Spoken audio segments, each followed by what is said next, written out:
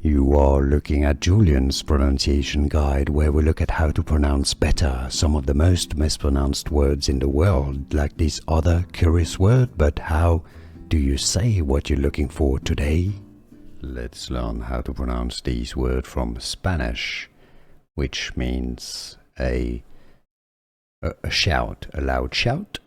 It's sometimes also like a crow, a strong emotion. Grito. That's your Spanish pronunciation here. Grito.